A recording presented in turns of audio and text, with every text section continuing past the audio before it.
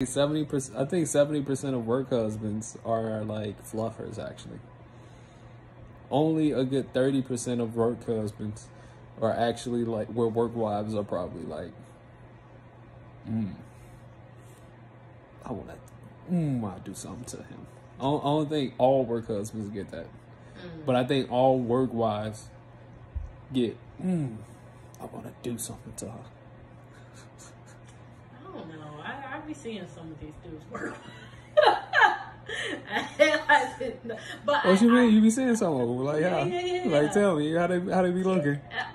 I mean, it's just like a friendly interaction. Like, yeah, you call it work husband, but I really think it has more to do with like, you gonna take care of me while we at work, you know?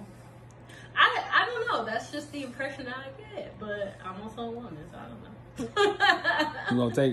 gonna take and ultimately, right, as a woman, isn't that like some of the primary purpose for a woman is like to feel like she being taken care of? So now, as a work husband, if I'm taking care of you at work, that's crossing the borderlines of like a whole ass husband for real. But not necessarily, because at work, like taking care of somebody at work, I would think would be like, yeah, like I'll buy you lunch here or there. Like, oh, I was at the cookie shop yesterday and I thought about you, so I got you some too. Like that's what I think, taking care of somebody at work. Well, you were like at home, like you in the real world. Like you gotta tend to their emotional needs, you gotta tend to their physical needs, you gotta like nourish them, provide for them. Like that's a completely different level. Then who gets more benefits? The actual husband or the work husband?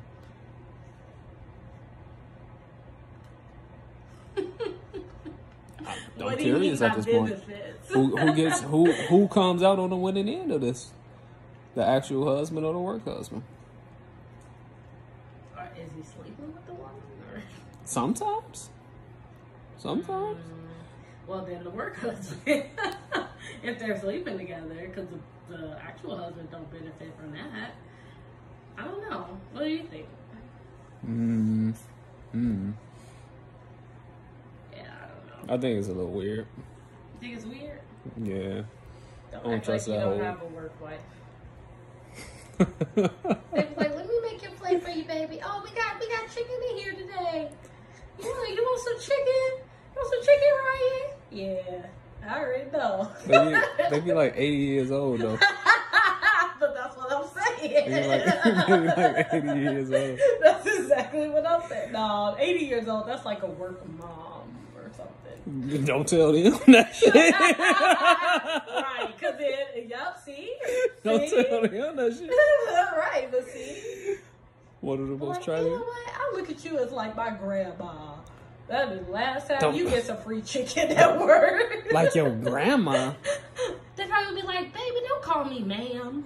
They be like, baby, don't call me ma'am all day. I already know. No. But today, like, one of the 60-year-old women came in and actually complimented me on my mannerisms. She told me I need to teach a seminar on... She was flirting with you. Nah, she was actually... she was being sincere. She like almost burst down into tears. Because she's a volunteer there. Okay. And so the thing is like in that setting, in that environment, I told you, it's like mad hierarchy where everyone is mad elitist.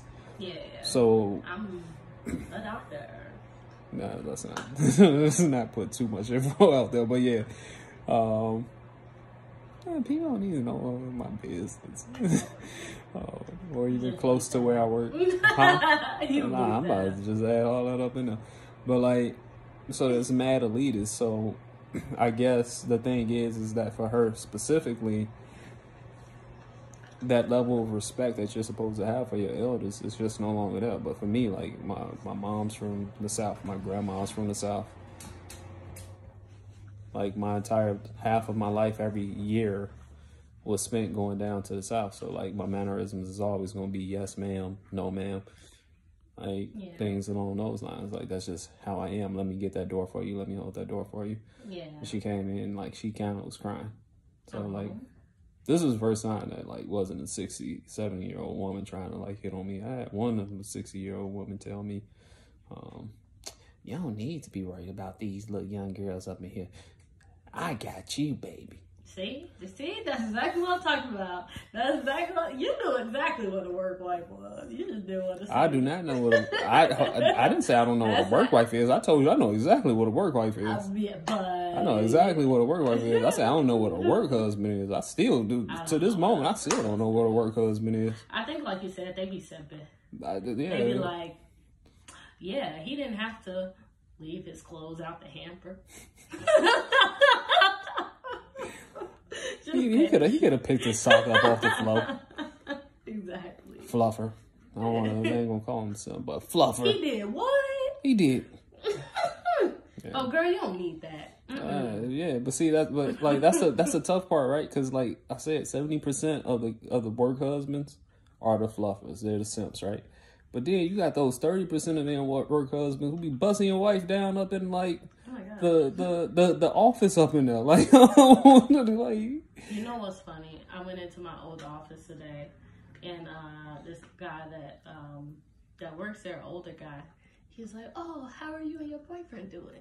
I'm like, "Oh yeah, we're good. Just over a year dating, blah blah blah." He's like, "That's good. Is he good to you?" I'm like, "Yeah, he's great." He's like, "Yeah, I'm gonna give you some advice. I've been married a long time. I'm gonna give you some advice." This older, like, Greek dude, right? He's like, "Yeah, make sure he has a job." And I'm like, what? That's really good advice. No, but I'm like, that's like the minimum. I find it to be phenomenal advice. No, it's not the minimum. And he's like, "Well, yeah, like, I'll be seeing, or I'll be talking to, like, some young girls, and I'll be like, you know, is he good to you? Is he a good guy?" And they're like, "Oh, yeah, he's good. And, like, what does he do for women?" "Oh, he don't got no job." He's like, "Well, he ain't no good guy." I'm just like, okay. So that brings me up to the next question there, right? Mm-hmm. Because you were like, that's the minimum. And so my question would be, is there a difference between the standard and the minimum? Yes. And I think, well, what's the difference for you? Well, just by definition, I would think that standards, it's different for everybody. But for people that have, like, good common sense, there is a minimum of what is required of a person. And circumstances are different for everybody. Like, maybe he's in school, or I don't know how young these people are, but like there's SK? Circumstances where, Like SK, Love is Blind? Yeah, but I mean... I'm going back to school. Yeah, but I mean, sometimes that's necessary, and sometimes you're not going to have a job, you know, for a while. But, you know, that can be explained. But SK had money. Raven blew the bag. I just want to put that out there.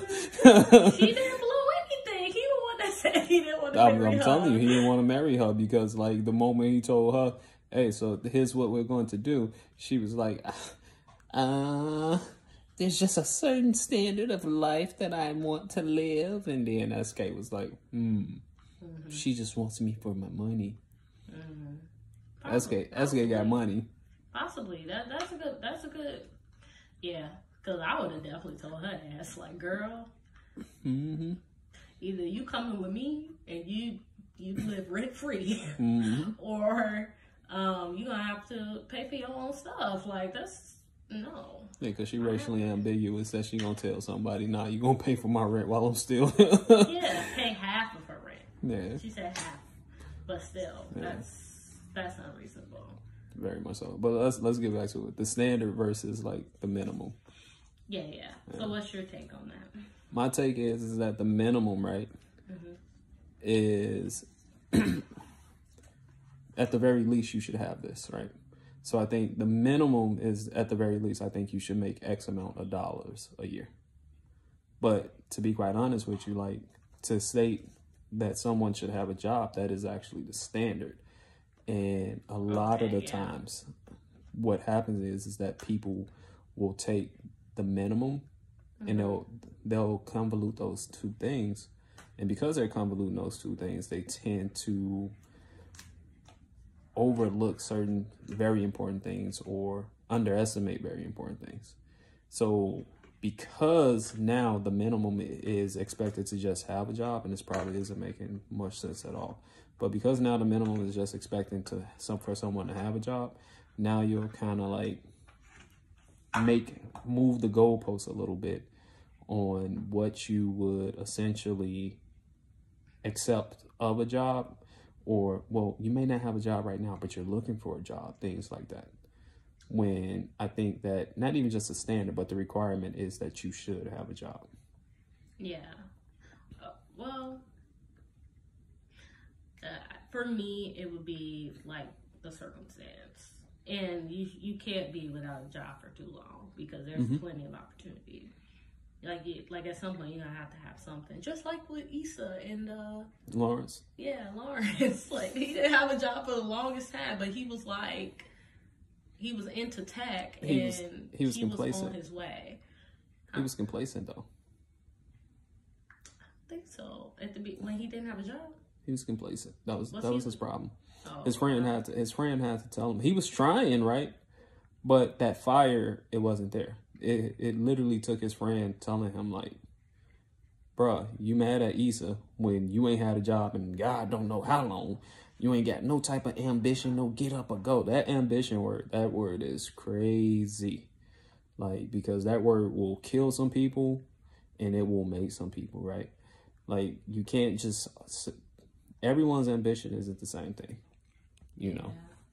That's something to think about. Yeah, that's true. Just something to think about. But I think the circumstances does matter. I think the circumstances are literally everything, right? Because, again, take somebody like SK. You can have SK on Love is Blind. I don't think that he's not going to be with a job. He's probably doesn't have a quote-unquote job specifically because what he's going back to school for, that's totally different. You know, when it gets to that situation, then it becomes based off of your pedigree. How were you groomed? What's the legacy that you're coming from? Stuff like that. Sometimes it takes, like, when I was going to go into law school, my mentor was like, say, that's what you want to do, but just realize, like, you're going to have to be broke for a minute. Like, you're not going to be able to work. That's what he was telling me. He was like, you should really just go for it. Like, you don't have any responsibilities. I was like a year out of college and I had this great job, but it's just like, it wasn't really what I wanted to do. And he was like, yeah, you're gonna struggle. You're gonna struggle for a minute. As long as you're comfortable with like a few years of just, you know, living, just living grimy, like, and I was like, nah, I'm good. But you see, that's the thing too, right? Like, you have to be okay with, you got to pick your sacrifice. Yeah. You have to pick your sacrifice. Like, not to get all into the Bible, but even when you look into the Bible, that's the thing. Like, God's never going to allow you to reach a new height without choosing a sacrifice. Mm-hmm. So even with like Christ, you know, he went to Christ, he's like, is there any other way that this could be done? Right. Like, tears of blood came down his eyes. It's like, my grace is sufficient. Mm-hmm. I might be messing it up, but you know, essentially it's like, nah, this is the will. You are the one who has to do it. You know, you have to make the sacrifice if you're going to grow and if you're going to be great in anything that you're going to do.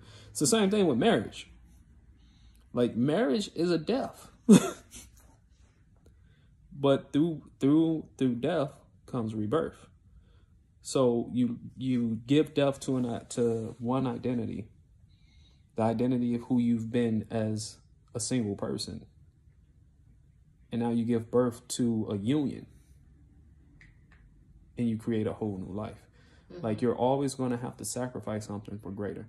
And that's how come you'll see in a lot of cases, most people who are married, when they marry for the correct reasons, they're so much more successful than people who are not. even just from the benefits that you can get through being married, just on taxes, things like that. Mm-hmm. You know, like, but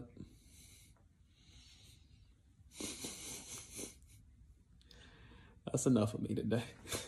We're gonna cut this off.